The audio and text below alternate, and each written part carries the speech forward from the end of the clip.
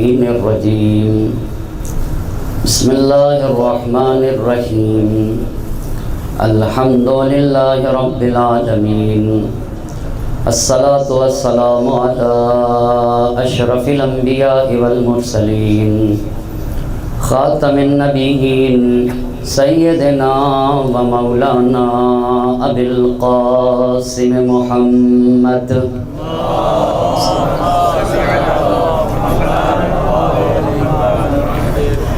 وعلى أهل بيته الطيبين الطاهرين المعصومين ولعنة الله على أعدائهم أجمعين أما بعد فقد قال الله سبحانه تبارك وتعالى في كتابه الحكيم وقوله الحق بسم الله الرحمن الرحيم إن الله اشترى من المؤمنين أنفسهم وأموالهم بأن لهم الجنة يقاتلون في سبيل الله صلوات پڑھتے پر محمد اور آل محمد صلوات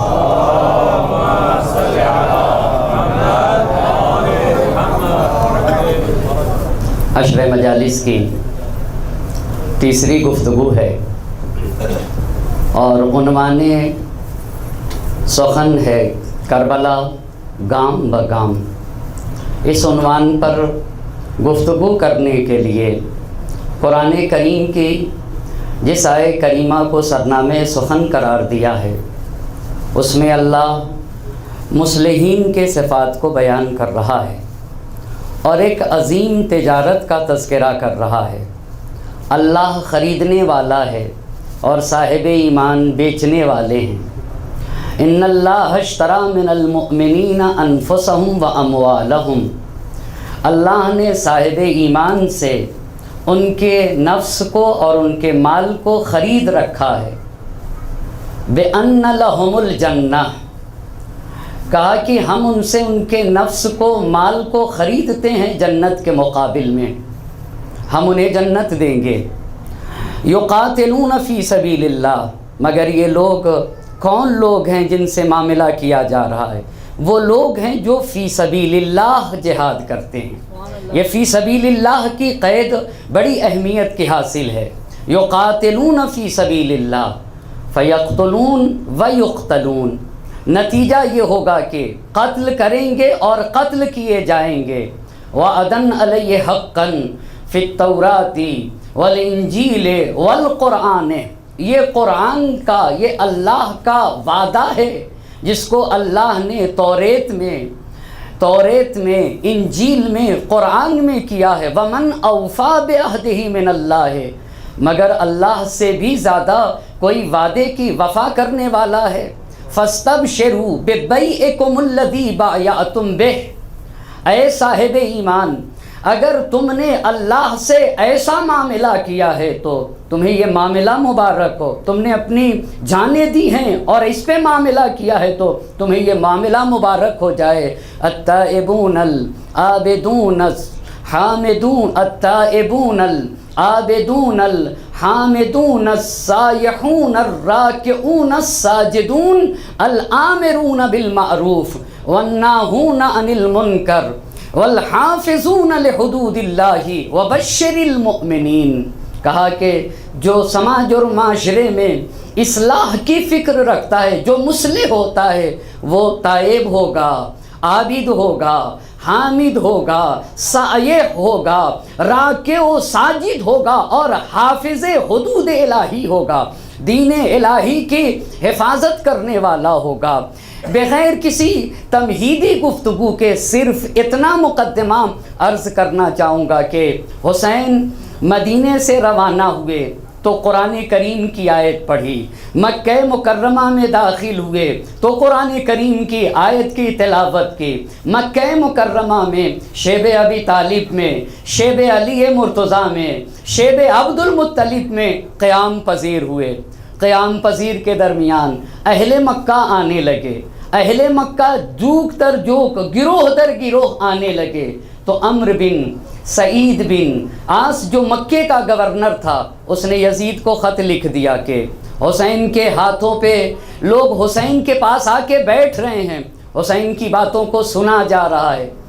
تو یزید نے عبداللہ ابن عباس کو خط لکھا اور ان سے مدد مانگی کہ عبداللہ ابن عباس کی شخصیت پہ انشاءاللہ کل عرض کروں گا۔ عبداللہ ابن عباس نے یزید کے خط کا جواب دیا۔ پھر یزید نے مکے اور مدینے میں موجود بنی ہاشم کے نام میں خط لکھا۔ وہ خط جب امام حسین علیہ السلام تک پہنچا تو امام حسین علیہ السلام نے اس خط کے جواب میں قرآن کی صرف ایک آیت لکھ دی۔ وہ آیت یہ تھی کہ کفر اور ایمان کا کوئی رشتہ نہیں ہوتا ہے۔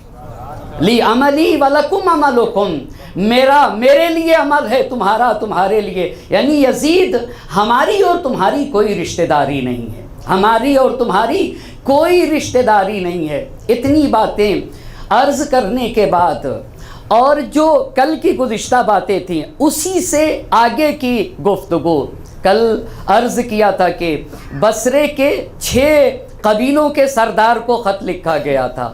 امام علی مقام نے خط لکھا، خط آپ کی خدمت میں عرض کیا، ان میں سے ہر ایک نے خط چھپا لیا، مگر صرف ایک نے خط، جس نے اپنی بیٹی عبید اللہ ابن زیاد کو دے رکھی تھی، منذر بن جارود نے لے جا کر خط عبید اللہ ابن زیاد کو دے دیا۔ سب نے خط چھپا لیا۔ بہت توجہ کرنے کی ضرورت ہے، کسی نے کچھ بھی نہ لکھا۔ اب یہیں سے آج کی گفتگو ہے۔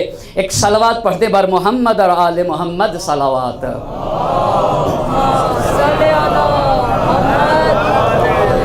تو بصرے کے زہرا کا لال مکہ مکرمہ میں شیعان بصرہ کے نام ایک خط لکھا، ابن نعمان نے مسیر الاحزان میں، اور سید ابن طاؤس رحمۃ اللہ علیہ نے اپنی کتاب لحوف میں اس بات کو لکھا ہے کہ جن کے نام زہرا کے لال نے خط لکھا ہے ان میں سے ایک شخص ہے یزید ابن مسعود۔ یہ 6 تو الگ تھے، ایک شخص ہے یزید ابن مسعود۔ بعض نے لکھا ہے کہ ان کے نام الگ خط لکھا تھا۔ جب ان کے نام خط پہنچا ہے حسین کا بصرے میں، تو یزید ابن مسعود نے بصرے میں کون سا کارنامہ انجام دیا؟ یزید ابن مسعود کو حسین کا خط پہنچا، 3 قبیلے کو انہوں نے بلا لیا، قبیلے بنی تمیم، قبیلے حنزلہ اور قبیلے سعد، اور تینوں کو جمع کرنے کے بعد یزید بن مسعود نے کہا کہ یہ بتاؤ بڑی غور طلب باتیں ہیں عزیزان محترم، یہ بتاؤ تمہارے درمیان میرا مقام کیا ہے، میری شخصیت کیا ہے، میری عظمت کیا ہے، میرا وقار کیا ہے؟ اب جملے سنیے گا۔ تو وہ لوگ کہتے ہیں کہ قالو بخن بخن، قالو بخن بخن، ویسے ہی جملہ ہے مگر بڑے فرق کے ساتھ ہے۔ یہ بولنے والے حقیقی معنوں میں بخن بخن انت فقرۃ الظہر، یہ جو پیٹھ کی ریڑھ کی ہڈی ہوتی ہے نا، وہ کہہ رہے ہیں کہ آپ تو ہمارے لیے ویسے ہیں جیسے ریڑھ کی ہڈی ہوا کرتی ہے۔ انت فقرۃ الظہر ورأس الفخر، اب میں اردو میں کہاں سے اس کا ترجمہ کر سکوں؟ رأس الفخر، اگر ہم کسی چیز کے اوپر افتخار کر سکتے ہیں، اگر کئی چیزیں ہونا، تو سب سے پہلی چیز جس پر افتخار کر سکیں گے وہ آپ کی ذات گرامی ہے، آپ رأس الفخر ہیں۔ تو یزید ابن مسعود نے کہا کہ میں تم سے کچھ مشورہ کرنا چاہتا ہوں۔ کہا 3 قبیلے کے لوگوں نے کہ آپ بتائیے وہ مشورہ کیا ہے، کون سا مشورہ آپ مجھ سے کرنا چاہتے ہو؟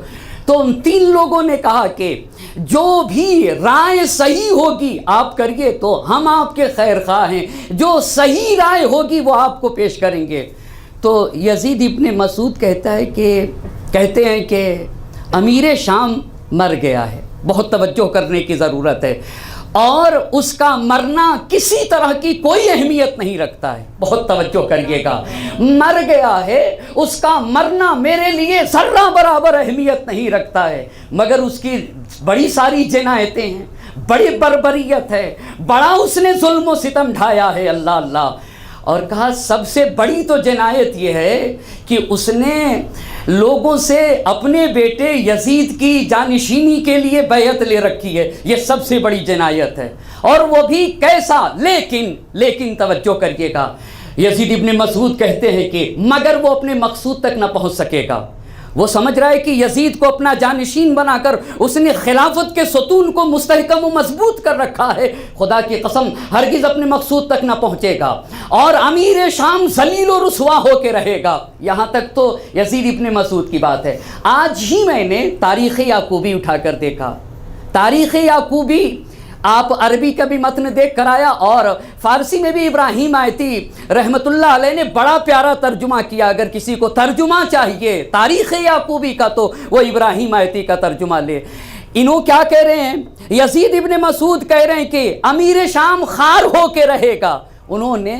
میں نے تو صرف اس سے پہلے یہ سنا تھا کہ یزید کے بیٹے نے معاویہ نے، چونکہ یزید کا باپ بھی معاویہ ہے اور یزید کا بیٹا بھی معاویہ ہے، تو میں نے تو صرف اتنا سنا تھا کہ یزید کے بیٹے معاویہ نے حکومت کو ٹھکرا دیا تھا، مگر میں نے آج تاریخ یعقوبی میں دیکھا کہ ایک مفصل خطبہ دیا ہے یزید کے بیٹے معاویہ نے، اور اس خطبے کو میں مختصر طور پر آپ کی خدمت میں عرض کرنا چاہتا ہوں۔ ادھر یزید ابن مسعود کہہ رہے ہیں کہ رسوا ہو کے رہے گا۔ یہ آیا مجمع کو جمع کیا، کون؟ معاویہ جو یزید کا بیٹا ہے، مجمع کو جمع کرنے کے بعد کہتا ہے کہ مجھے پتا ہے کہ تم میں سے کوئی بھی شخص بنی امیہ سے راضی نہیں ہے۔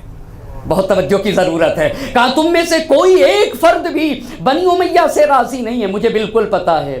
میرے دادا نے، دادا کون ہوگا؟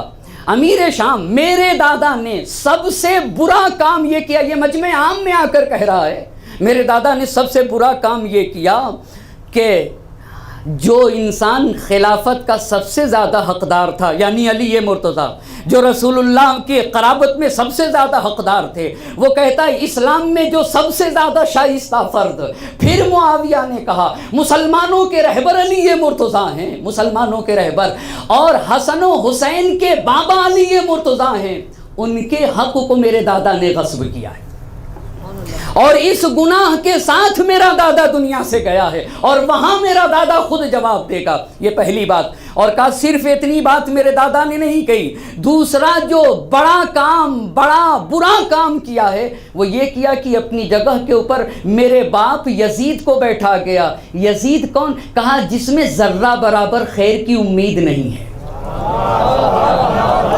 آپ غور تو کریں، کہا یہ کوئی اور نہیں کہہ رہا ہے، یہ کوئی اور نہیں کہہ رہا ہے، اہل البیت ادری ما فی البیت۔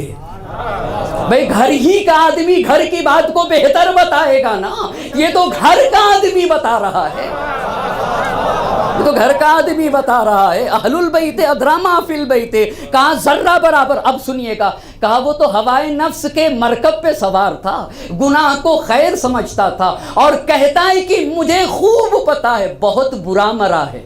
میرا باپ اپنے باپ کو کہہ رہا ہے کہ بہت برا مرا ہے، رسوائی کے ساتھ گیا۔ کیوں برا مرا؟ 3 دلیلیں دے دی، اس لیے کہ عطرت پیغمبر کو قتل کیا ہے، کہا عطرت پیغمبر کو قتل کیا ہے اور بڑی رسوائی کے ساتھ گیا ہے۔ مگر کوئی عطرت پیغمبر کا، معصوم امام کا خون بہائے وہ عزت کے ساتھ جائے گا دنیا سے، کہا رسوائی کے ساتھ گیا۔ اس نے اہل بیت کی حرمت کو پامال کیا ہے، اس نے خانہ کعبہ کو جلایا ہے۔ آئے گی آئندہ کی بحثوں میں کیسے یزید نے خانہ کعبہ کو، اس نے خانہ کعبہ کو مسمار کر دیا، اس نے کہا مجھے ایسی حکومت نہیں چاہیے اور ٹھوکر مار دیا۔ یہ ہے اب یہاں سے جب اتنی بات کہا کہ امیر شام خار ہو کے رہے گا، اور کہا امیر شام کی یہ جنایت یہ ہے کہ اس نے کیسے، یزید ابن مسعود بصرے میں شیعوں کو جمع کر کے کہنا چاہتے ہیں، کہہ رہے تھے کہ یزید نے، امیر شام نے کسے مسلط کیا مسلمانوں کی گردنوں پہ۔ اب آپ الفاظ سنیں گے، میرے الفاظ تو ہے نہیں، میں خود یزید ابن مسعود کے الفاظ کو، شارب الخمور رأس الفجور، یزید کے لیے الفاظ ہے رأس الفجور، یعنی فاسقوں کا جو سرکندہ ہو، یعنی جو سب کا لیڈر ہو فاسقوں کا، اسی کو تو آپ رأس الفجور کہیں گے۔ شارب الخمور رأس الفجور، کا مسلمانوں کی گردنوں پہ اسے بیٹھایا ہے۔ یدعی الخلافۃ علی المسلمین، یہ مسلمانوں کے اوپر کہتا ہے کہ میں مسلمانوں کا خلیفہ ہوں۔ یتأمر علیہم بغیر رضا منہم، مسلمانوں کی رضایت کے بغیر ان کے اوپر حکومت کرتا ہے۔ ما قصر حلم وقلت علم لا یعرف من الحق موضع حق لا یعرف من الحق موضع قدمہ. توجہ کریے گا، یہ مسلمانوں کے اوپر حکومت کرتا ہے مسلمانوں کی رضا کے بغیر. اس کے ہاں علم نام کی کوئی چیز نہیں، علم نام کی کوئی چیز نہیں. لا یعرف من الحق موضع قدمہ، ایک قدم کے برابر حق کی اس کو معرفت نہیں ہے. کا ایک قدم کے برابر، ایک قدم کے برابر اس کو حق کی معرفت نہیں. وہاں کے اوپر یزید ابن مسعود قسم کھا کر کہتے ہیں فَأُقْسِمُ بِاللَّهِ قَسَمًا مَبْرُورًا لَجِهَادُهُ عَلَى الدِّينِ أَفْضَلُ مِنْ جِهَادِ الْمُشْرِكِينَ. میں سچی قسم کھا کر کہتا ہوں کہ یزید سے جہاد کرنا دین کی ترقی کے لیے مشرکین سے جہاد کرنے سے افضل ہے. کہ میں قسم کھا کر کہتا ہوں، میں قسم کھا کر کہتا ہوں. بصرے میں شیعوں کے درمیان کہا میں قسم کھا کر کہتا ہوں کہ لَجِهَادُهُ عَلَى الدِّينِ أَفْضَلُ مِنْ جِهَادِ الْمُشْرِكِينَ أَفْضَلُ. وَهَذَا، اب جملے سنیے گا، وَهَذَا الْحُسَيْنُ بْنُ عَلِيٍّ ابن بنت رسول اللہ ذو الشرف الأصیل والرأي الأصیل له فضل لا يوصف له علم لا ينصف وهو بهذا المقام أولى لسابقته وسنه وقرابته يعطف على الصغير يحنو على الكبير لا تعشوا عن نور الحق ولا تسكوا عن وحدة الباطل. حسین ابن علی تمہارے سامنے نہیں دکھتے ہیں عزیزان محترم. اب کیسے میرے حسین کی عظمت کو بنایا ہے. خدا کی قسم یہ تو ایک خیمہ حسینی ہے نا. میں کہتا ہوں یزید ابن مسعود کتنا کریم انسان تھا. اس نے اپنے گھر کو ہی ایک خیمہ حسینی بنا لیا تھا اور وہاں کے اوپر لوگوں کو جمع کر کے سید الشہداء کی طرف دعوت دے رہا تھا.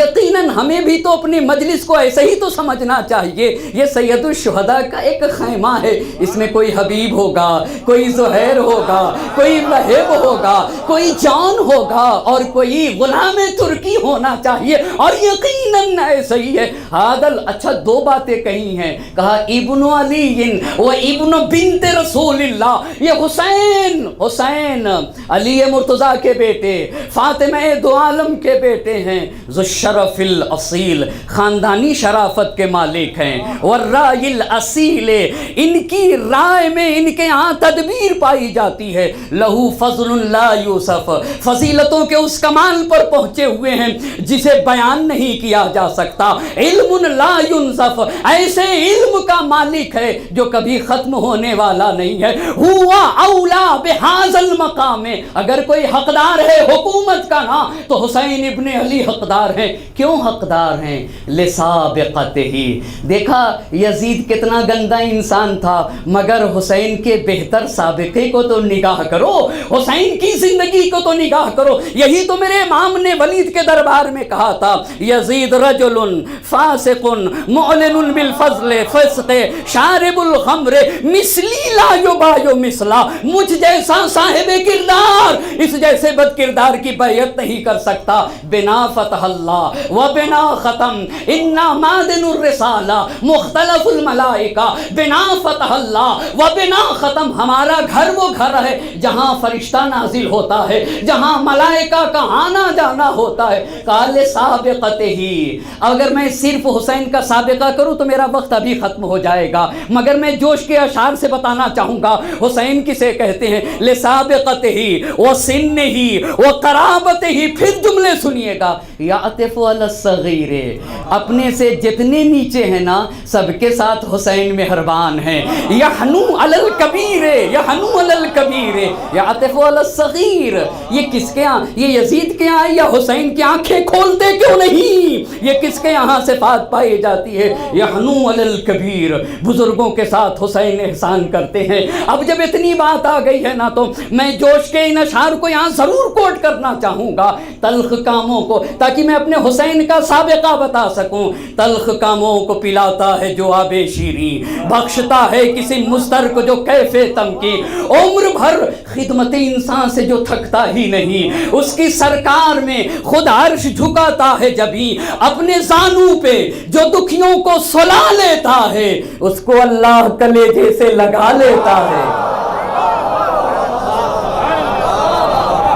اپنے زانوں پہ جو دکھیوں کو سلا لیتا ہے اس کو اللہ کلیجے سے لگا لیتا ہے. جس کی ہر سانس ہو ایک ولولہ خیر انام، نیند ہو جس کی غریبوں کی محبت میں حرام، جادہ خدمت انسان پہ ہو جو گرم خرام، اس الوہی بشریت پہ درود اور سلام. حامل اوج الوہیت انسان تھے حسین، ہاں اسی جادہ خدمت پہ خرامات حسین، ہاں اسی جادہ خدمت پہ خرامات حسین. قافلے دھوپ میں جس وقت کی چکراتے تھے، ہائے کیا دل تھا انہیں چھاؤں میں لے آتے تھے. داد احسان کی ملتی تھی تو شرماتے تھے، تشنا لب دیکھ کے دشمن کو تڑپ جاتے تھے. توجہ تو کریں، تشنا داد احسان کی ملتی تھی تو شرماتے تھے، تشنا لب دیکھ کے دشمن کو تڑپ جاتے تھے. دشتے بے آب میں کوثر کی روانی تھے حسین، کشت انسان پہ برستا ہوا پانی تھے حسین.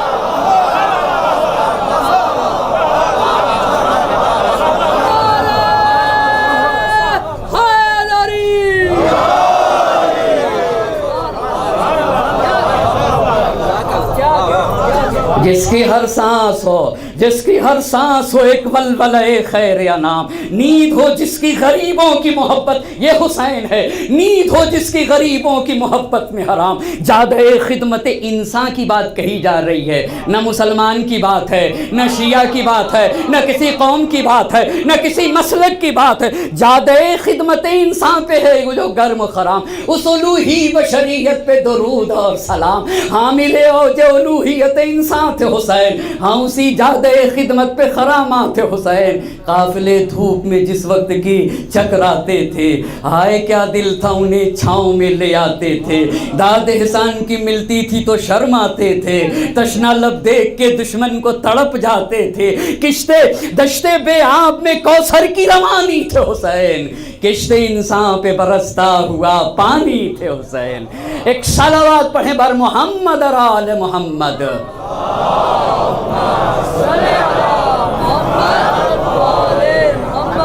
کہ یہ حسین ہے، یہ حسین ہے، یہ حنو علی الکبیر. اور اس کے بعد ولا عطاش النور الحق، اتنا چمکتا ہوا سورج. دیکھو نور حق کی روشنی سے اپنی آنکھوں کو نہ بند کر لینا. ولا تسکوا عن وحدت الباطل، اور باطل کو ذلیل و خوار کرنے میں سستی نہ کرنا. اللہ اللہ، باطل کو ذلیل و خوار کرنے میں سستی نہ کرنا. اور اس کے بعد سنیے گا یزید ابن مسعود کے جملے، اگر تم نے آج حسین کی نصرت نہ کی تو یاد رکھ لینا یہ ذلت کا طوق صرف تمہاری ہی گردن میں نہ پڑے گا، قیامت تک آنے والی نسل میں ذلت کا طوق پڑ جائے گا. کیوں نہ پڑے گا؟ ہر انسان یہی کہے گا نا یہ انہی کی اولاد ہے جن کے باپ نے حسین کو چھوڑ دیا تھا. یہی تو کہے گا بھئی یہ انہی کی اولاد ہے. کہا واللہ لا یقصر احد الا ازل اورثہ اللہ الذل فی ولدہ. خدا کی قسم اگر آج کسی ایک نے بھی حسین کی مدد کرنے میں کوتاہی کی تو اللہ ذلت کو اس کی نسل میں قرار دے دے گا.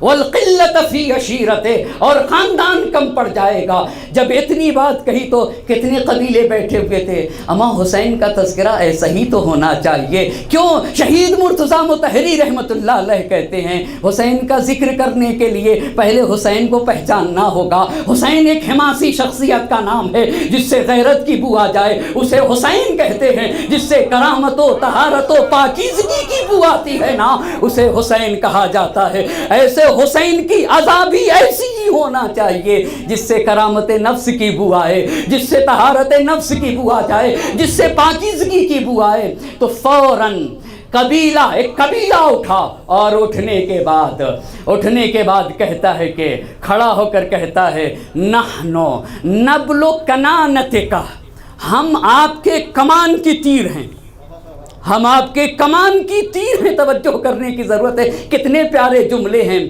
وہ فارس و عشیرت کا، ہم آپ کے خاندان کے سوار ہیں.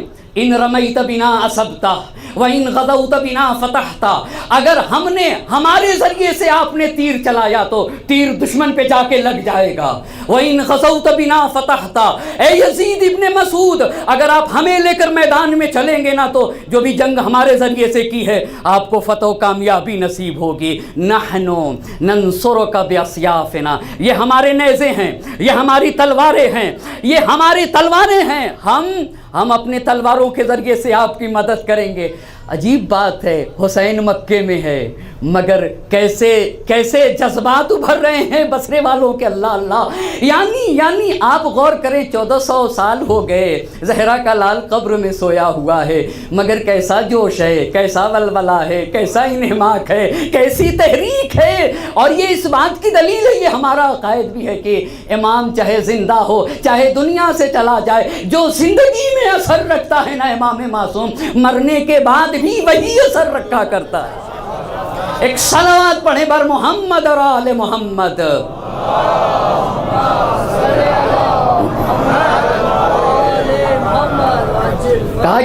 कहा कि हम नंसुरुका बिअस्याफिना, ये हमारी तलवारें किस काम आएंगी, हम तलवारों के जरिए से आपकी मदद करेंगे। इतनी ही बात नहीं, नक़ीक़ बिअब्दानिना, हमारे बदन होंगे, हम अपने बदन को आपकी हिफाजत के लिए सिपर बना देंगे। फनहज़ लिमा शिअता, चलिए हुसैन की खिदमत में चलते हैं।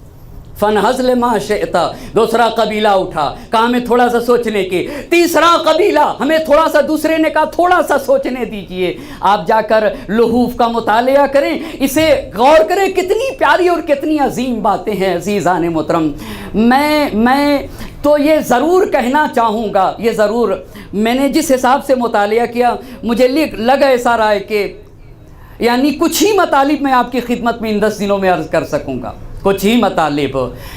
और मैं ये एक छोटे तालिब इल्म होने के उन्वान से, यकीनन छोटा हूँ, शायद छोटा बड़ी बात हो जाए एक छोटी ज़बान से, लेकिन इस बात को कहना, छोटा ज़रूर हूँ मगर यहाँ आने वाला छोटा नहीं होता है। क्यों छोटा नहीं होता है? खुदाए सुखन मीर अरीस ने कहा है, हर अज़मत दुनिया है मेरे पाँव के नीचे। हर अज़मत, ये बैठता कहाँ है, ये बैठता कहाँ, यहाँ ने छोटा हो के भी जो बड़ा बना दे वो मिंबरे नबीए गिरामी हुआ करता है। मीर अल्लाह मकामा, हर अज़मत दुनिया है मेरे पाँव के नीचे। दलील क्या है? मिंबर पे पैगंबर के ज़बां खोल रहा हूँ। हर अज़मत दुनिया है, हर अज़मत दुनिया है मेरे पाँव के नीचे। लौलाक नबी का मिंबर है ना, लौलाक लमा खलक़तुल अफ़लाक। हर अज़मत दुनिया है मेरे पाँव के नीचे, मिंबर पे पैगंबर के ज़बां खोल रहा हूँ। क्या मेरी जुर्रत है कि मैं बोल सकूँ अगर नबी का लुत्फ़ शामिल हाल ना हो, अहले बैत की इनायत शामिल हाल ना हो? देते हैं मेरे तारे नफ़स को वही जुम्बिश, अल्लाह की रज़ा है कि मैं बोल रहा हूँ। एक सलावत पढ़ते बर मोहम्मद और आले मोहम्मद।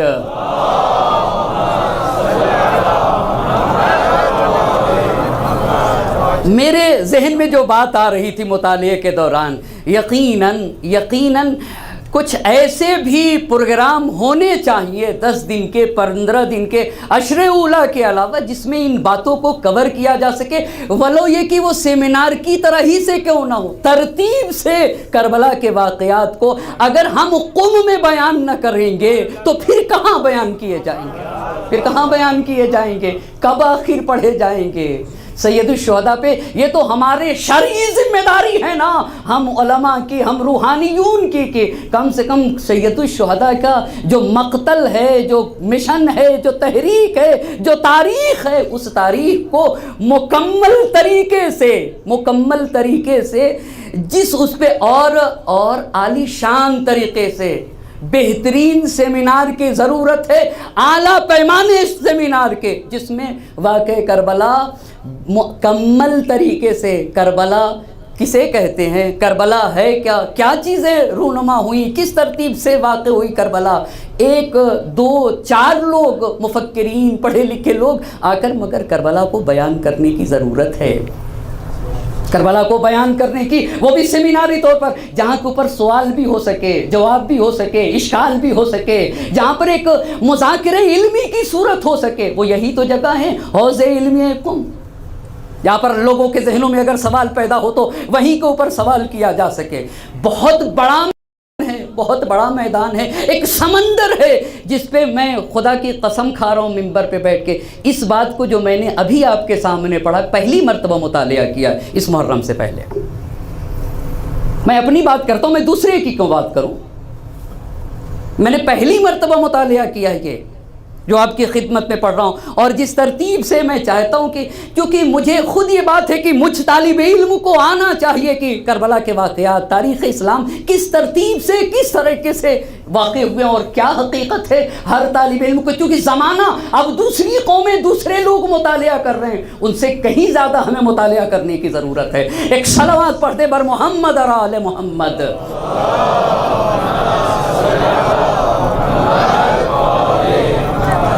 انہوں نے کہا کہ ہم اپنے بدن کو سپر بنا دیں گے، ہم اپنے بدن کو، انہوں نے کہا ہم آپ کے اختیار میں تیسرا قبیلہ اٹھا۔ اب جب سب سے اعلان حمایت لے لیا یزید ابن مسعود نے تو سید الشہداء کو خط لکھا بصرے سے، توجہ کریے گا، بصرے سے خط لکھا یزید ابن مسعود نے، خط میں لکھا کہ آقا آپ نے بلایا ہے، آقا آپ نے کہا ہے کہ حسین کی مدد کرو تمہیں ابدی سعادت مل جائے گی۔ توجہ کرنے کی ضرورت ہے، حسین کی مدد کرو تمہیں ابدی سعادت مل جائے گی۔ اس کے بعد جملہ لکھتے ہیں یزید ابن مسعود، ان اللہ لم یخل الارض من عامل علیہا بخیر، حسین زمین کے اوپر ہمیشہ ایک ایسی ذات باقی رہے گی جو عمل خیر انجام دیتی رہے گی، دلیل علی سبیل النجات، لوگوں کو نجات کی طرف راستہ دکھاتی رہے گی۔ وانتم، اب جملے پہ توجہ کریے گا، وانتم حجت اللہ علی خلقہ وودیتہ فی ارضہ۔ اس کے بعد کا جملہ، تفرعتم من زیتونۃ احمدیۃ هو اصلها وانتم فرعها، آپ کا رشتہ تو شجرے طیبے محمد مصطفیٰ صلی اللہ علیہ وآلہ وسلم۔ ایک بلند ترین آواز سے نواز دیں بر محمد اور آل محمد صلوات۔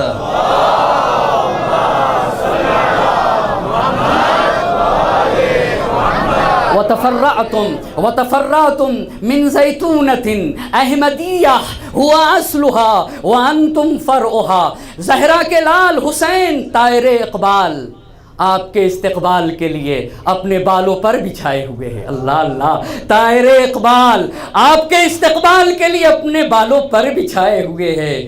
اس سے تو مجھ طالب علم کو بہت درس لینا چاہیے۔ میں طالب علم کتنا اہتمام کرنا ہوگا محرم کے لیے، یہ کہاں سرمایہ ملے گا؟ کس کو یہ سرمایہ؟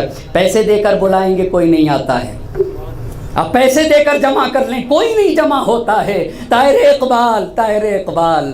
مگر یزید بن مسعود جب نکلنا چاہے کوفے کے لیے کہ چلو حسین کی خدمت میں چلتے ہیں، تو پوچھا کہ بھائی زہرا کے لال کا کیا ہوا؟ کہا کربلا میں حسین قتل کر دیے گئے۔ بس یزید ابن مسعود نہ جا سکے کربلا میں، مگر پوری زندگی یزید ابن مسعود کو یہ بات کھلتی رہی کہ افسوس، حسین کی نصرت کا عزم کیا تھا، عزم مستحکم کیا تھا، مگر زہرا کے لال کی نصرت نہ کر سکا۔ تو کیا کوئی بصرے سے آیا؟ جی ہاں عزیزان محترم، اب سنیے گا، بصرے میں عبد القیس ایک قبیلہ ہے، اس قبیلے کی ایک خاتون ہے جس کا نام ہے ماریہ، اس کا ایک گھر ہے، مگر جانے قربان ہو جائیں اس خاتون کے اوپر، اس کا گھر، یہ خود بھی شیعہ تھی اور اس کا گھر شیعوں کے تجمع کا مرکز بنا ہوا تھا۔ بصرے میں جس خاتون کے گھر شیعہ جمع ہو کر حسین کے بارے میں گفتگو کرتے تھے، یہی ماریہ ہے، یہی ماریہ ہے۔ لوگ جمع ہوتے تھے، اما کسی کا گھر بھی تو ایسا ہونا چاہیے جہاں کے اوپر جمع ہو کر سید الشہداء کا تذکرہ کیا جا سکے۔ خدا کی قسم کتنی با فضیلت خاتون تھی، کتنی با فضیلت خاتون تھی۔ اچھا عبید اللہ ابن زیاد تو بصرے کا گورنر تھا نا، یہ بصرے سے ہٹ کر جب کوفہ چلا گیا اور اس کو پتا چلا، اب توجہ کرنے کے، اسے پتا چلا کہ حسین مکے سے روانہ ہو رہے ہیں کوفہ کے لیے، تو عبید اللہ ابن زیاد نے بصرے میں اپنے جتنے کارگزار تھے، عمال تھے، عاملین تھے، ان کو خط لکھا کہ راستے راستے پہ ناکہ بندی کر دیا جائے، نہ کوئی آنے پائے، نہ کوئی یہاں سے نکلنے پائے، مگر ہماری جانیں قربان ہو جائیں حسین کے ایک چاہنے والے کے اوپر، جس کا نام تاریخ نے لکھا ہے یزید بن نبیت۔ یزید بن نبیت جس کے 10 بیٹے تھے۔ اب یزید بن نبیت بصرے کا رہنے والا، اور سارے شیعوں کا مجمع جمع کس کے یہاں ہوتا تھا؟ ماریا کے گھر کے اوپر، یزید بن نبیت۔ اب ذرا کربلا کی عظمت کو پہچاننا ہوگا۔ 10 بیٹے کو سامنے رکھا، کسی ایک سے نہیں کہا سب چلو، کوئی جبر نہیں، کسی طرح کا جبر نہیں۔ دیکھو زہرا کا لال مدد کے لیے بلا رہا ہے، تم میں سے کوئی جانا چاہے گا؟ ہائے رے عظمت کربلا، یہ حسین کاملاً اختیار ہے نا، یہی تو میرے امام نے کہا تھا، دیکھو من کانا باذلاً فینا مہجتہ فلیرحل معنا، جو خون دینا چاہتا ہے اور جس کے دل میں لقائے الہی کی امید کروٹیں لے رہی ہے، فلیرحل معنا، وہ ہمارے ساتھ آئے گا، وہ ہمارے ساتھ آئے گا، جانے قربان ہوں۔ یزید بن نبیت نے اپنے 10 لڑکوں سے کہا، حسین بلا رہے مدد کو، چلو گے؟ تو 2 لڑکے، ایک کا نام عبداللہ، دوسرے کا نام عبید اللہ، کہا ہم چلیں گے۔ اب یہ 2 بیٹے اور ایک باپ، دونوں کو لے کر کہاں پہ آئے؟ ماریا کے گھر، جانے قربان ہو جائے، ماریا کے گھر آگے دونوں بیٹوں کو لے کر۔ ایک باپ کو اپنے بیٹے پر کتنا فخر ہوتا ہے، یزید بن نبیت بتائیں گے کیسا ہی افتخار ہوتا ہے یزید بن نبیت، اور وہ بھی اتنا صاحب فضیلت بچے لے کر آگئے ماریا کے گھر۔ جب ماریا کے گھر پہنچے تو وہاں شیعوں کا مجمع تھا، چاہنے والوں کا مجمع تھا۔ انہوں نے کہا حسین کی نصرت کو جا رہا ہوں۔ نہ جاؤ، جان کو خطرہ ہے۔ کس نے کہا؟ جو وہاں کے اوپر موجود تھے، انہوں نے کہا کہ نہ جاؤ، تمہاری جان کا خطرہ ہے۔ یزید بن نبیت نے کہا خدا کی قسم، اگر راستے بھر میرے یہ دونوں بچے ساتھ رہے نا تو مجھے کسی طرح کا کوئی خوف نہیں۔ کتنا ایک باپ کو اعتماد ہے، کہا اگر میرے بچے میرے ساتھ چلتے رہے نا، کوئی بھی میرا پیچھا کرے، مجھے کسی طرح کا کوئی خطرہ نہیں ہے، مجھے کوئی خوف نہیں، اگر میرے ساتھ یہ بچے ہیں۔ خدا کی قسم، انہی عزم و استقلال و ثبات قدم پہ ہمارا لاکھوں درود و سلام ہو۔ کیسا عزم ہے، کیسا استقلال ہے، کیسا جوش و ولولہ ہے، کیسی ہمت ہے، مگر حسین کا چاہنے والا وہ بھی نا امید ہو جائے، ممکن نہیں ہے، ممکن نہیں ہے۔ حیف جس قوم کا سلطان ہو ایسا انسان، وہ رہے خستہ پریشان معطل حیران، نہ شرر بار ترنگی نہ دہکتے ارماں، جس کی آنکھیں فقط آباد ہو سینے ویراں، جرأت و ہمت و ایثار و وفا کچھ بھی نہیں، ذکر مولا پہ کراہوں کے سوا کچھ بھی نہیں، ذکر مولا پہ کراہوں کے سوا کچھ بھی نہیں، ذکر مولا پہ کراہوں کے سوا کچھ بھی نہیں۔ توجہ کرنے کی ضرورت، کہا اگر میرے بچے ساتھ رہے نا تو میں تیزی سے چلا بصرے سے پہنچ گیا۔ نیت خالص تھی نا، صدق دل سے سید الشہداء کی بارگاہ میں پہنچنا چاہ رہا تھا، پہنچ گیا سید الشہداء کی بارگاہ میں۔ مقام ابتح پہ جا کر یہ شخص پہنچا ہے۔ جب پہنچا تو امام علی مقام کو خبر دی گئی کہ یزید بن نبیت آئے ہیں۔ اب جانے قربان ہو جائے، ادھر سے یزید بن نبیت حسین کے خیمے کی طرف چلے اور ادھر سے حسین ان کی طرف چلے، ادھر سے حسین ان کے، اور تاریخ لکھ رہی ہے، آپ تبری اٹھا کر دیکھ لیں، تاریخ نے لکھا ہے کہ ایسا ہوا کہ امام علی مقام یزید بن نبیت کے خیمے میں پہنچ گئے۔ جب خیمے کو بلایا کندر سے کسی کو، یزید بن نبیت، معلوم ہوا کہ آپ کے خیمے کے پاس گئے، تو امام علی مقام یزید بن نبیت کے خیمے کے پاس بیٹھ گئے۔ کس لیے بیٹھ گئے کہ ابھی یزید بن نبیت آتے ہوں گے۔ کتنا مقام ہے یزید بن نبیت کا، خدا کی قسم یزید بن نبیت کا کتنا مقام ہے۔ زہرا کا لال بیٹھا ہوا ہے کہ میرا چاہنے والا آ رہا ہے، میرے خیمے کی طرف گیا، بیٹھ کے انتظار کیا اور دیکھا کہ یزید بن نبیت آ گئے، بغل میں بیٹھ گئے یزید بن نبیت۔ یزید بن نبیت نے خبر بتا دی، بصرے کے حالات بتا دیے، ساتھ اپنے دونوں بچوں کے ساتھ رہا، اور کربلا کے میدان میں اپنے خود بھی شہید ہوئے یزید بن نبیت، اور دونوں بچوں کی شہادت کا نذرانہ بھی پیش کیا۔ ایک صلوات پڑھ دے بر محمد اور آل محمد۔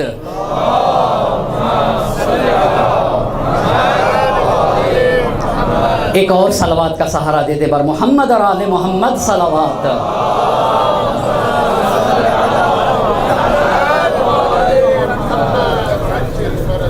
اب اتنی بات میں اپنے مطالب کو پھر ایک مرتبہ منظم کروں تاکہ میں منظم کے ساتھ نظم کے ساتھ اپنی بات کو آپ تک پہنچا سکوں. بس پہلا مرحلہ امام نے جو دوسری جگہوں پہ خط لکھے یہاں پہ پہلا مرحلہ تمام ہوتا ہے.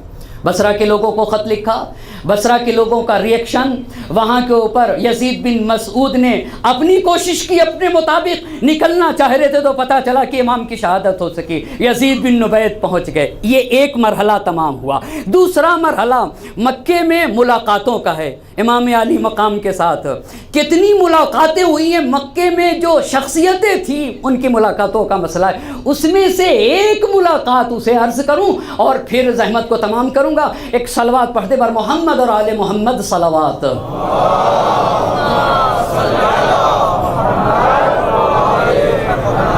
جس میں سے ایک ملاقات عبداللہ ابن عمر کی ہے.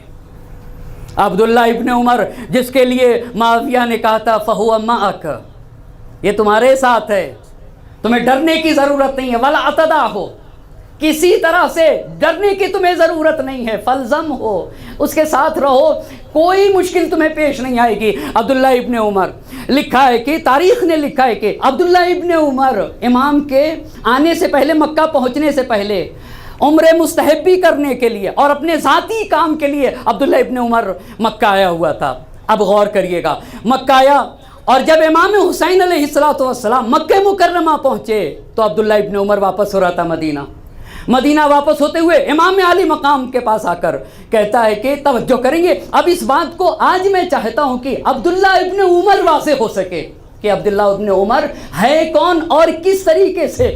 عبداللہ ابن عمر آ کر امام، اس بات کو خارزمی کے نقل کے مطابق میں عرض کر رہا ہوں، عبداللہ ابن عمر امام کے پاس آیا اور آنے کے بعد یہ کہتا ہے کہ یزید کے ہاتھوں پہ مسلمانوں نے بیعت کر لی ہے، یزید کے ہاتھوں پہ مسلمانوں نے بیعت کر لی ہے. اور چونکہ یزید کے پاس درہم و دینار ہیں لہٰذا فطری بات یہ ہے کہ سارے لوگ اس کی طرف مائل ہیں، سارے لوگ اس کی طرف مائل ہیں اور یزید کا خاندان آپ سے نفرت کرتا ہے. اگر آپ نے یزید کی مخالفت کی، توجہ کریے گا، اگر آپ نے یزید کی مخالفت کی تو آپ کا خون بہے گا اور آپ کے ساتھ ساتھ مسلمانوں کا خون بہے گا. اور میں نے رسول اللہ سے سنا، اچھا حدیث بھی سنا رہے ہیں، توجہ کریے گا، میں نے اللہ کے نبی سے یہ سنا ہے کہ حسین قتل کیے جائیں گے اور جو بھی حسین کی نصرت نہ کرے گا وہ ذلیل و خوار و رسوا ہوگا. میں نے یہ بھی اللہ کے نبی سے سنا ہے. بہتر یہ ہے کہ آپ یزید کی بیعت کر لیجئے، آپ یزید کے ساتھ صلح و مصالحت کر لیجئے، آپ جنگ نہ کریے. ہر انسان کے ظرفیت کے مطابق امام علی مقام نے اسے جواب دیا ہے. تو یہاں کے اوپر میرے امام نے عجیب جواب دیا، اسے غور سے سننے کی ضرورت ہے اور اس کے اوپر فکر کرنے کی ضرورت ہے. امام علی مقام نے حمد و ثناء الہی بجا لانے کے بعد کہا ان من حوان الدنیا علی اللہ قد اما قد علمت ان من حوان الدنیا علی اللہ ان راس یحییٰ ابن زکریا اہدیا الی بغی من بغایا بنی اسرائیل. کیا تمہیں نہیں پتا ہے کہ دنیا کی یہ پستی ہے؟ توجہ کریے گا، جگہ جگہ امام حسین نے جناب یحییٰ کی شہادت کا تذکرہ کیا ہے. یہ بغیر مقصد تذکرہ نہیں کیا ہے. کیوں تذکرہ کر رہے تھے؟ اس لیے کہ جناب یحییٰ کا قاتل زنا زادہ تھا، زناکار انسان تھا، زنا زادہ انسان تھا. امام عبداللہ ابن عمر سے کیا کہہ رہے ہیں کہ یہ دنیا کی پستی یہ ہے کہ ان راس یحییٰ ابن زکریا اہدیا الی بغی من بغایا بنی اسرائیل. یہ پستی ہے دنیا کی کہ یحییٰ نبی خدا کا سر کاٹ کے بنی اسرائیل کے زناکاروں میں سے ایک زناکار کے پاس بھیجا گیا ہدیے کے طور پر. کیا بتانا چاہ رہے تھے؟ اپنے قاتل کے کارستانی اور عمل کی طرف بتانا چاہ رہے تھے. بغایا بغی من بغایا بنی اسرائیل. اور اس کے بعد میرے امام نے کہا اما تعلم، تمہیں پتہ نہیں ان بنی اسرائیل یقتلون ما بین طلوع الفجر الی طلوع الشمس 70 نبیا. تم نہیں جانتے ہو کہ بنی اسرائیل طلوع فجر سے طلوع شمس تک، غروب کی بات نہیں ہے، اول صبح 70 انبیاء کو قتل کر دیتے تھے۔ جب میں نے روایت پڑھی تو میرے ذہن میں سوال آیا کہ یہ 70 انبیاء کو قتل کرنے کا کیا مطلب ہے؟ تو میں نے اپنے استاد رضا مختاری حفظہ اللہ سے پوچھا، محققین میں سے ہیں، قوم کی برجستہ شخصیتوں میں سے ہیں، آنے سے پہلے فون کر کے پوچھا کہ استاد یہ 70 انبیاء کو قتل کرتے تھے، کیسے قتل کرتے تھے بنی اسرائیل 70 انبیاء کو؟ کہاں صرف اولو العزم جو ہے نا، پیغمبر جو اولو العزم ہیں وہ زمانی فاصلے کے ساتھ ہیں، ان کے ہاں زمانی ترتیب ہے، ایک اولو العزم چلا گیا دوسرا آیا، دوسرا چلا گیا تیسرا آیا، چوتھا چلا گیا پانچواں آ گیا، توجہ کریے گا۔ مگر جو انبیاء اولو العزم نہیں تھے، ہر شہر میں ایک ایک نبی ہوا کرتا تھا، ہر شہر میں۔ انہوں نے مجھے مثال دیا کہ اگر تمہیں واضح کرنا ہو تو بالکل ایسے سمجھ لو جیسے ایک وقت میں بہت سارے مراجع کرام موجود ہوتے، مثال ہے، مقایسے کی بات نہیں ہے، کہ جیسے ایک وقت میں ایسے ہی بہت سارے انبیاء رہتے تھے۔ ایک صلوات پڑھتے بر محمد اور آل محمد صلوات۔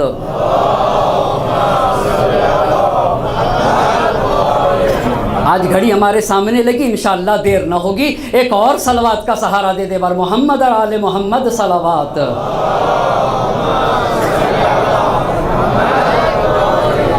مگر ایک بات تو ضرور کہوں گا، اس طرح کی مجالس کو وقت درکار ہوتا ہے، اس لیے کہ اتنے کم وقت میں بات مکمل نہ ہو پائے گی، لیکن جہاں تک ہو سکے گا وہاں تک ایک طالب علم ہونے کے عنوان سے میں اپنی باتوں کو پہنچانے کی کوشش کروں گا۔ کہا کہ ان بنی اسرائیل یقتلون ما بین طلوع الفجر الی طلوع الشمس 70 نبیا، اس کے بعد 70 نبیوں کو قتل کرتے تھے۔ ثم یجلسون فی اسواقہم، اپنے کوچے گلی میں بیٹھ جاتے تھے، یبیعون یشترون کأنہم لم یصنعوا شیئا، خرید و فروخت انجام دیتے تھے، کھاتے تھے، پیتے تھے، گویا لم یصنعوا شیئا۔ آپ کو پتہ ہے امام رضا علیہ السلام نے کیوں کہا کہ میرے حسین کو ایسے قتل کیا جائے گا جیسے گوسفند کو ذبح کیا جاتا ہے؟ کیوں؟ یہ اشارہ اسی بات کی طرف۔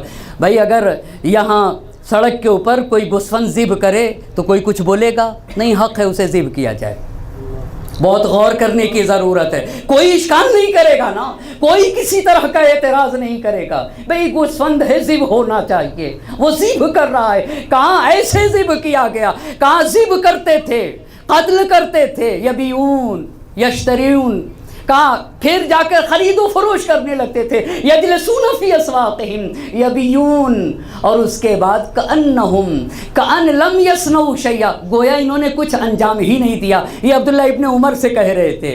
اور اس کے بعد کہا فلم یعجل اللہ علیہم، اللہ نے ان پر عذاب بھی جلدی نازل نہیں کیا، وامہلہم، اللہ نے انہیں مہلت دے دی، توجہ کریے گا، اللہ نے انہیں مہلت دے دی، مگر اس کے بعد امام نے کہا وَأَخَذَهُمْ بَعْدَ ذَلِكَ أَخْذَ عَزِيزٍ ذِي انتقام، مگر اللہ ان سے بدلہ ضرور لے گا اور انہیں سخت عذاب میں مبتلا کرے گا۔ پھر امام نے عبداللہ ابن عمر سے کہا یا ابا عبد الرحمن اتق اللہ، تقوی الہی اختیار کرو، وَلَا تَدْعَنَّ نُصْرَتِي، دیکھنا میری نصرت سے کنارہ کشی اختیار نہ کرنا۔ کہہ دیا امام عالی مقام نے، میری نصرت سے کنارہ کشی اختیار نہ کرنا۔ کیا ساتھ ہوا؟ وہیں سے توجہ کریے گا، وہیں سے امام عالی مقام کو چھوڑ دیا۔ مگر ایک اور بات نقل کرتا چلوں، شیخ صدوق رحمۃ اللہ علیہ نے اپنی امالی میں لکھا ہے، اس نے عبداللہ ابن عمر نے نہایت مکار اور ذلیل انسان تھا۔ عبداللہ ابن عمر نے اتنا ہی نہیں کہا، امام حسین علیہ السلام سے کہتا ہے کہ آپ یہ بتائیے آپ کے جسم میں کس جگہ نبی گرامی بوسہ دیتے تھے؟ جب انسان بدبخت ہوتا ہے نا تو کوئی چیز کام نہیں آتی ہے۔ آپ مجھے بتائیے کہ اللہ کے نبی آپ کے جسم کو کہاں چومتے تھے؟ روایت تاریخ نے امالی اٹھا کر دیکھ لیجئے، سید الشہداء نے اپنا سینہ کھول کر دکھایا، یہاں اللہ کے نبی زیر سینہ لکھا ہوا ہے، اللہ کے نبی بوسہ دیتے تھے۔ تاریخ نے لکھا ہے اس ریاکار ملعون نے 3 مرتبہ صدر رسول گرامی کے نواسے حسین کا سینہ چوما، اور صرف سینہ ہی نہیں چوما، زار زار رو رہا تھا، تو یہ کیا حقیقت میں رو رہا تھا؟ بڑا مکار ریاکار انسان تھا، بہت مکار انسان تھا۔ اب توجہ کریے گا، حسین سے کیا کہہ رہا تھا؟ حسین سے کہہ رہا تھا بیعت کر لیجئے، پہلی بات۔ دوسری بات، رسول اللہ کی حدیث بھی سنا رہا تھا کہ جو بھی آپ کی مدد نہ کرے گا وہ ذلیل و خوار ہوگا۔ اور تیسری بات یہ ہے کہ رو بھی رہا تھا، اور پھر حسین سے رخصت بھی ہو کے چلا گیا، اور جب رخصت ہو رہا تھا تو کہہ رہا تھا استودعک اللہ، آپ کو اللہ کے سپرد کرتا ہوں، آپ کو اللہ کے سپرد کرتا ہوں۔ تو یہ ہے کون؟ یہ ہے کون؟ اب توجہ کریے گا، جب تیسرے خلیفہ کا انتقال ہوا، سب نے مولائے کائنات کے ہاتھ پہ بیعت کر لی، 7 لوگوں نے بیعت نہ کی تھی، ان میں سے ایک فرد یہ تھا، اور جانتے کیا کہتا تھا؟ کہتا تھا جب سارے لوگ بیعت کر لیں گے تو میں آخری بیعت کرنے والا ہوں گا۔ اچھا، یعنی کہا سارے لوگ آ کے بیعت کر لیں پھر میں بیعت کروں گا۔ مولا کائنات کی شہادت کے بعد علی مرتضیٰ کی حکومت کے زمانے میں اصلاً عبداللہ ابن عمر نے بیعت نہ کی مولا کائنات کی بیعت نہ کی، اور جب مولا کائنات کی شہادت واقع ہو گئی اور صلح امام حسن علیہ السلام کے بعد آئے امیر شام حاکم بنا تو فوراً امیر شام کے ہاتھوں پہ بیعت کر لیا، اور امیر شام کی حکومت کو کہا قانونی حکومت ہے۔ اور پھر جب امیر شام نے یزید کو اپنا ولی عہد بنایا، توجہ کریے گا، تو یہ مکار، توجہ کرنے کی ضرورت ہے، یہ مکار کہتا ہے کہ میں یزید کی بیعت نہیں کروں گا، میں یزید کی بیعت نہیں کروں گا۔ غور کرنے کی بات ہے۔ تو معاویہ نے یزید سے کہا کہ دیکھو نہ مجھے ڈرنے کی ضرورت ہے نہ تمہیں، یہ ہے اپنا آدمی، قسم خدا کی تاریخ پڑھ رہا ہوں اور نہایت امانت داری کے ساتھ پڑھ رہا ہوں، ایک حرف بھی ایسا نہیں آپ کی خدمت میں پیش کر رہا ہوں جس کو اپنی آنکھوں سے نہ دیکھا ہو، ایک حرف بھی، اور جس کو اصلی منابع سے نہ پڑھ رہا ہوں۔ آپ اطمینان کامل کے ساتھ کہیں نقل کر سکتے ہیں، اصلی منابع سے ملا کر آپ کی خدمت میں عرض کر رہا ہوں۔ ایک طالب علم کو میں ہمیشہ شروع سے سوچتا رہا ہوں کہ علماء کی مجلس الگ ہوتی ہے، طلاب کی مجلس کا انداز الگ ہوتا ہے، ہر جگہ کی مجلس ایک جیسی نہیں ہوتی ہے۔ حسین مخاطب کو دیکھ کر باتیں الگ الگ کر رہے ہیں، حسین مخاطب کو دیکھ کر باتیں الگ الگ کر رہے ہیں۔ آپ جگہ جگہ ملیں گے، جیسا مخاطب ہے ویسی گفتگو ہو رہی ہے۔ کب ہم اصلی منابع کو دیکھیں گے؟ کب اصلی منابع سے اپنے مطالب کو ذکر کریں گے؟ میرا یہ اپنا ذاتی نظریہ یہ ہے کہ جب تک اصلی منابع کو ایک طالب علم نہ دیکھے گا، اعتماد کامل نہیں آ سکتا ہے۔ اعتماد پتہ نہیں ہے نہیں ہے، پتہ نہیں ہے یا نہیں ہے، پتہ نہیں ہے یا نہیں ہے۔ اعتماد کامل تو ایک طالب علم کو تبھی آئے گا جب وہ اصلی منابع تک رجوع کرے گا، اصلی منابع کو جا کر دیکھنے کی ضرورت ہے، وہاں سے باتوں کو عرض کرنے کی ضرورت ہے۔ تو کہا، امیر شام نے کہا کہ نہ تمہیں ڈرنے کی ضرورت ہے نہ مجھے ڈرنے، اپنا آدمی ہے یہ، اپنا آدمی ہے، اسے نہ چھوڑو، اس کو پکڑے رہو، رکھے رہو، کام آئے گا، ضرورت کے وقت تمہارا ساتھ دے گا۔ دیا یا نہیں دیا؟ آپ بتائیے، یزید کا ساتھ دیا یا نہیں دیا؟ بھائی جب زہرا کا لال مکے میں کہہ رہا تھا کہ میری نصرت کرو، تو یہ کیا کہہ رہا تھا کہ آپ یزید کی بیعت کر لیجئے، تو کس کا ساتھ دے رہا تھا؟ آپ سے میں پوچھنا چاہتا ہوں، کس کا ساتھ دے رہا تھا؟ بھائی کس کا پرچار کر رہا تھا؟ حسین کہہ رہے میری نصرت کرو، یہ کیا سکھا رہا ہے؟ یہ کیا امام کو بتا رہا ہے؟ بابا تم امام کو بتاؤ گے، تم بتاؤ گے، تم سکھاؤ گے امام سے؟ اچھا، امام کو حدیث بھی سنا رہا ہے، تو مگر حدیث تو حقیقی ہوتی ہے نا، وہ تو اسی دنیا میں تمہیں دیکھنا ہوگا۔ اب توجہ کریے گا، اچھا امام کہہ رہے ہیں کہ میری نصرت کرو، یہ امام سے کہہ رہا ہے کہ آپ امام کی بیعت کر لیجئے، اور مدینہ جا کر مکے سے فوراً یزید کو خط لکھ دیا، میں دل و جان سے تمہاری بیعت کرتا ہوں۔ دیکھا آپ نے، یعنی ابھی امام سے مل کے مدینہ گیا، یزید کو لکھ دیا، اور کیسی یزید کے ہاتھوں پہ اس نے بیعت کی ہے، کیسے کیسے لوگوں سے حسین کا سامنا تھا۔ ان باتوں کو سیکھنے کی ضرورت ہے تاکہ امام کے کارنامے کو پہچانا جا سکے۔ لکھ دیا خط میں۔ اب آپ کو بتاؤں کتنا مستحکم اس نے بیعت کی تھی، اتنی مستحکم بیعت کی تھی یزید کے ساتھ عبداللہ ابن عمر نے، جو کہ معاویہ کے ابتدا میں مخالفت کی، اور بعد میں جب امام حسین کی شہادت ہو گئی اور مدینے کے اندر انقلاب رونما ہوا، اور اہل مدینہ نے عثمان بن محمد کو مدینے سے نکال کے باہر پھینک دیا مدینے کے گورنر کو۔ تو آپ کو پتہ ہے اس نے کیا کیا؟ کھڑا ہو گیا عبداللہ ابن عمر یزید کی حمایت کے لیے۔ میں نے رسول اللہ کی حدیث سنی ہے کہ جو بھی کسی کی بیعت اپنے قبیلے والوں سے کہہ رہا تھا، اگر تم نے یزید کی بیعت کی ہے نا اور بیعت کے بعد تم نے توڑ دیا تو جنت میں ایک پرچم لہرایا جائے گا، وہ پرچم بتائے گا کہ انہوں نے بیعت کر کے بیعت توڑ دیا ہے۔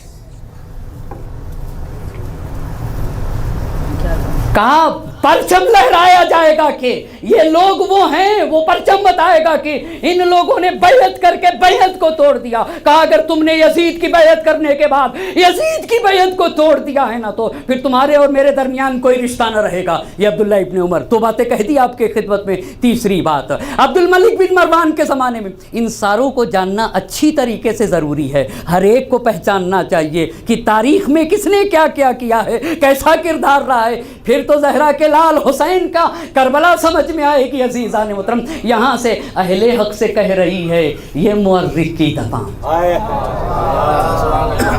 ایک صلوات پڑھ دے بر محمد اور آل محمد صلوات۔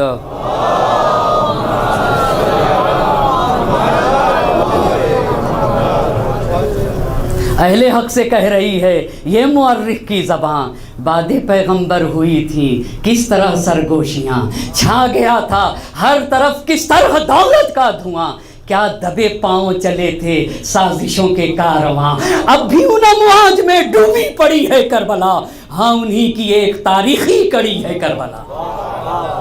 ایک صلوات پڑھے بر محمد اور آل محمد صلوات۔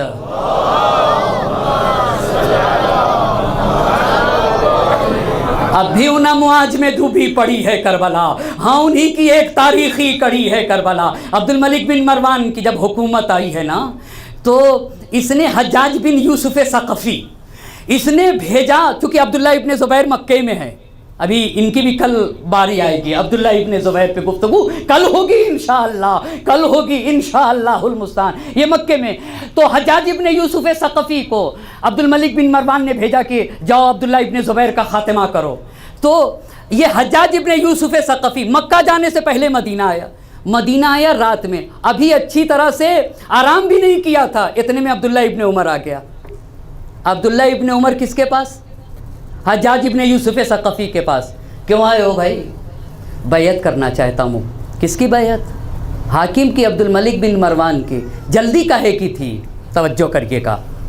حجاج بن یوسف ثقفی سے عبداللہ ابن عمر کہتا ہے کہ قبلہ ہاتھ بڑھائیے، سرکار ہاتھ بڑھائیے، بوسہ لینا چاہتا ہوں، بیعت کرنا چاہتا ہوں آپ کے ہاتھوں پہ۔ کہے کی بیعت کرنا چاہتے ہو؟ عبد الملک بن مروان کی۔ جلدی کہے کی ہے؟ پیغمبر کی حدیث ہے، توجہ کریے گا۔ 5 سال مولائے کائنات کے ہاتھوں بیعت نہ کی تب پیغمبر کی حدیث یاد نہیں آ رہی تھی، پیغمبر کی حدیث یاد نہیں آ رہی تھی۔ امام حسین کے ہاتھوں بیعت نہ کیا، پیغمبر کی حدیث یاد نہیں آ رہی تھی۔ عبد الملک بن مروان کی بیعت کی بات ہے تو پیغمبر کی حدیث یاد آ رہی ہے، من مات ولم یعرف امام زمانہ مات میتۃ جاہلیہ۔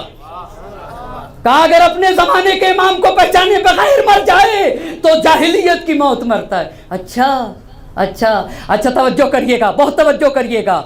امام حسین کو حدیث سنایا تھا نا، اس نے سنایا تھا یا نہیں سنایا تھا؟ کون سی حدیث؟ جو آپ کی نصرت نہ کرے گا وہ ذلیل ہوگا۔ کیسے اللہ نے اسے یہی ذلیل کیا ہے؟ کہا جو آپ کی نصرت نہ کرے گا، جو آپ کی نصرت نہ کرے گا وہ ذلیل ہوگا۔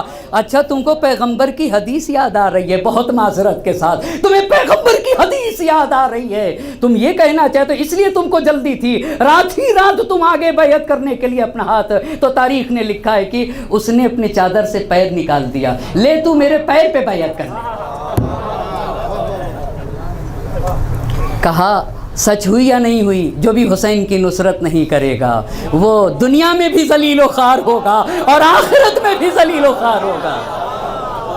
ایک صلوات پڑھے بر محمد اور آل محمد۔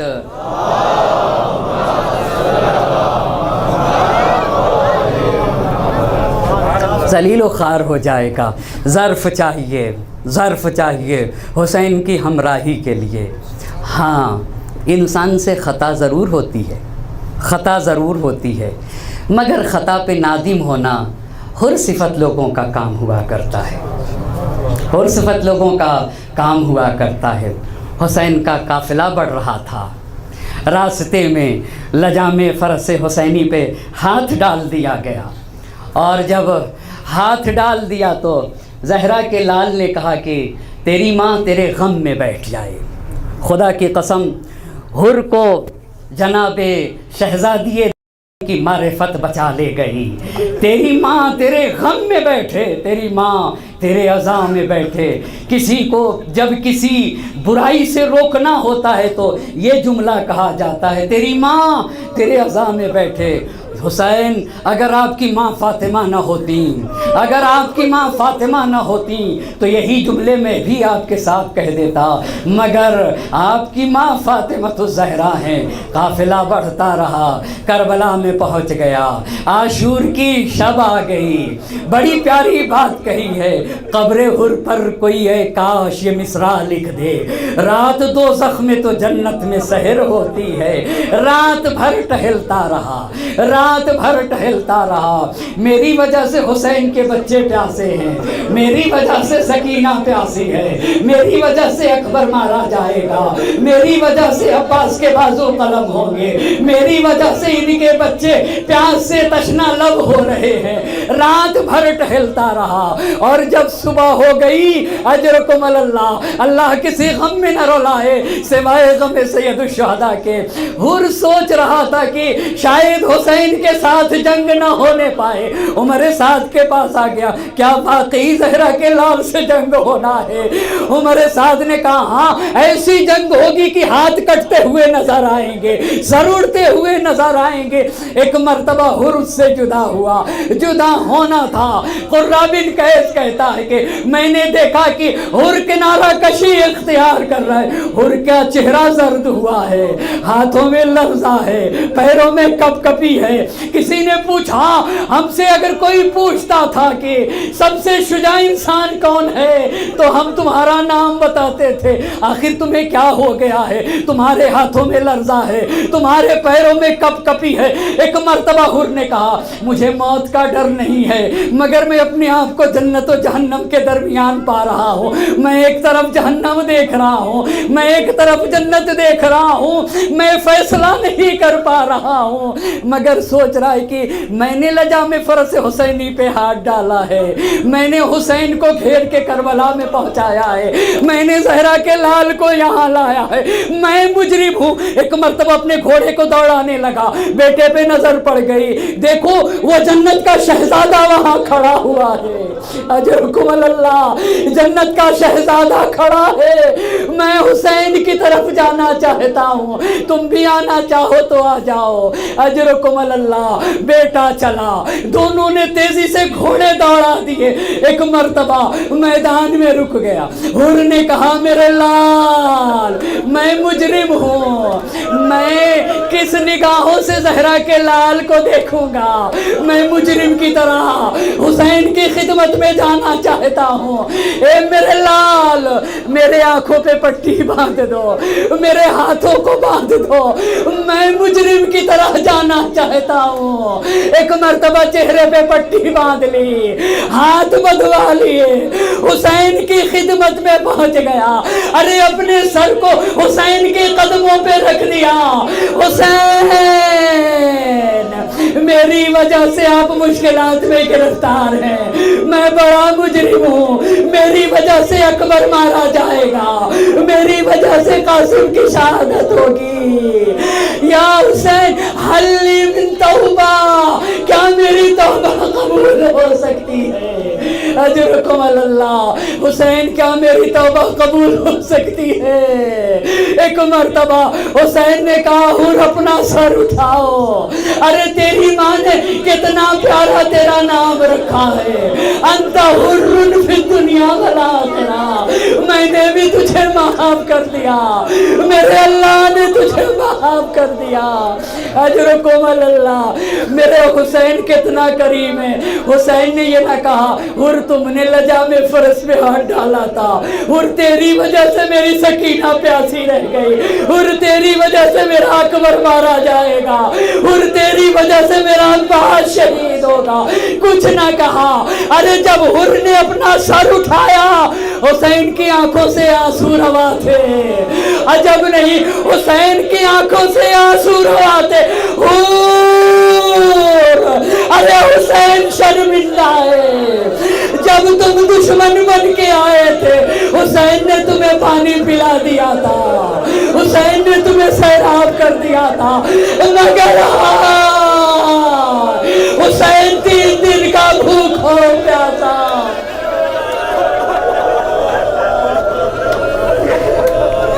اجرکم اللہ، اجرکم اللہ۔ اور جب تم دشمن بن کے آئے تھے تو حسین نے تمہیں سیراب کیا تھا، مگر حسین 3 دن کا بھوکا پیاسا۔ حسین تم سے شرمندہ ہے، تمہیں مہمان نوازی نہیں کر سکتا۔ حسین سے حر نے کہا آقا میں شرمندہ ہوں، میں کفارہ ادا کرنا چاہتا ہوں، میں سب سے پہلے قربان ہونا چاہتا ہوں۔ ارے حر میدان جہاد میں گئے، شہادت کے بعد جب حر کا لاشا لایا گیا، حسین کے قریب لایا گیا، رمق حر کے وجود میں باقی تھی۔ زہرا کے لال نے حر کی پیشانی پہ اپنا ہاتھ رکھ دیا۔ حر تیری ماں نے کتنا پیارا نام رکھا تھا، ارے تو دنیا میں بھی آزاد، آخرت میں بھی آزاد۔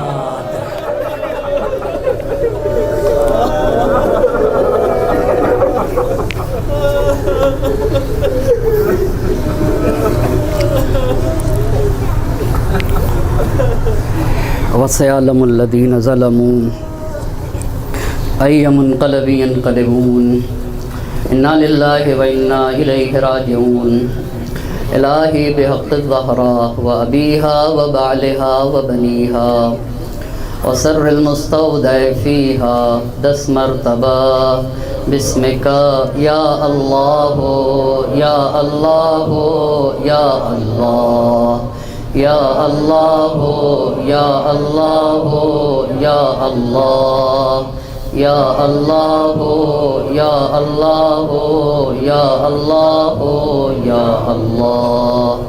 خدا تجھے واسطہ ہے محمد اور آل محمد کا، ہماری اس مختصر سی عبادت کو اپنی بارگاہ میں قبول فرما۔ جو بھی طلاب ذویل احترام بالاخص رضوان بھائی، مولانا نعیم صاحب جو یہاں قم میں کورونا میں گرفتار ہیں، اور دیگر تمام طلاب، تمام مومنین اور دنیا کے تمام مومنین کرام جو بھی اس مشکل میں گرفتار ہیں، معبود تجھے سید الشہداء کی حرمت کا واسطہ انہیں شفاء کامل و عاجل عنایت فرما، ان کی مشکلات کو برطرف فرما دے، وقت کے امام کو ہم سے راضی و خوشنود فرما، ان کے ظہور میں تعجیل فرما، اور ہمیں ان کے اعوان و انصار میں شمار فرما۔ ربنا تقبل منا انک انت السمیع العلیم۔ ماتم حسین۔